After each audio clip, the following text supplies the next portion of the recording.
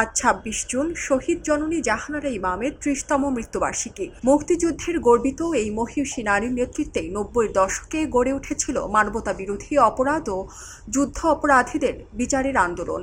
আর এর ফসল হিসেবে কাজ করছে ৭১-এর ঘাতক দালাল নির্মূল কমিটি।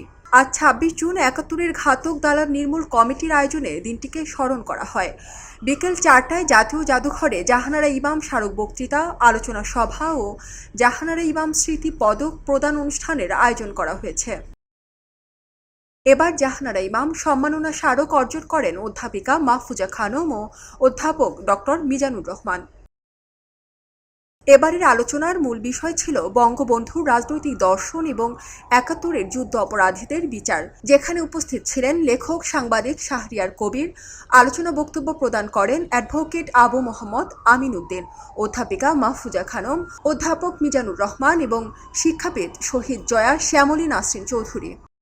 বাঙালির যে বীরত্বের ইতিহাস, আমাদের মহান মুক্তিযুদ্ধের ভেতর দিয়ে যেটা বলা হয়েছে, ৩০ লক্ষ বাঙালি রক্তদানের ফলে আমরা বাংলাদেশ পেয়েছি। এই ৩০ লক্ষ বাঙালির কাছে আমাদের দায়বদ্ধতা রয়েছিল।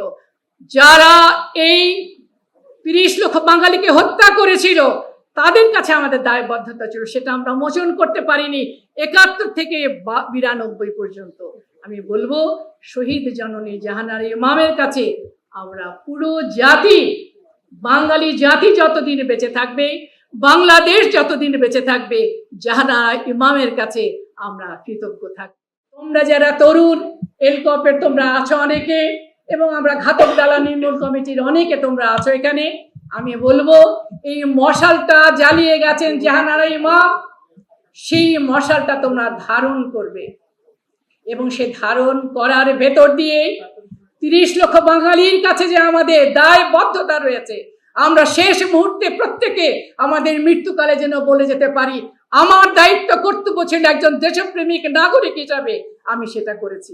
আমরা যারা মুক্তিযুদ্ধের পক্ষের শক্তি বলে নিজেদেরকে দাবি করি, যারা আমরা সত্যিকার অর্থেই চাই যে যুদ্ধপরাধীদের বিচার হোক, আমরা যারা চাই, যারা বাংলাদেশের স্বাধীনতায় এখনো বিশ্বাস করে না, তাদেরকে শনাক্ত করে তাদেরকে কাঠগড়ায় দাঁড় করাতে, সেই আমাদেরকে অনেক সময় প্রশ্নবিদ্ধ করবার চেষ্টা করা হয় আমাদেরই তরফ থেকে, যারা নিজেদেরকে স্বাধীনতার সপক্ষের শক্তি হিসেবে ঘোষণা করি।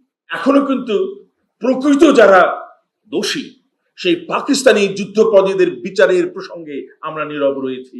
আমরা মনে করি এই প্রসঙ্গটি আমাদের আলোচনা নিয়ে আসা উচিত, এবং আজকে এলকপের পক্ষ থেকে আমি আপনার সামনে, সকলের সামনে ঘোষণা করছি যে এলকপ আবার উদ্যোগ গ্রহণ করবে এই পাকিস্তানি যারা যুদ্ধপরাধী রয়েছে তাদেরকে অন্তত একটা মক ট্রায়াল করে এই বিষয়টিকে আবার সামনে নিয়ে আসবার জন্য এবং সচেতন করবার জন্য যে সবাইকে এই কাজটি করবার উদ্যোগ আমরা অবশ্যই গ্রহণ করব। এই দেশ চলতে হবে বঙ্গবন্ধুর নীতি ও আদর্শ। তার হাতের গড়া এই দেশ, তার স্বপ্নের দেশ, তার মাথা থেকে বেরিয়েছে, তার ব্রেন চাইল্ড, বঙ্গবন্ধুর ব্রেন চাইল্ড হলো বাংলাদেশ। বঙ্গবন্ধুর আদর্শ ছাড়া বাংলাদেশ চলবে না। আলোচকরা এ আয়োজনে শহীদ জননী জাহানারা ইমামের আদর্শকে ধারণ করার আহ্বান জানান। সারা জেরিন, খবরের কাগজ। এলো খবরের কাগজ, নিখাত, নির্ভীক, নিরপেক্ষ।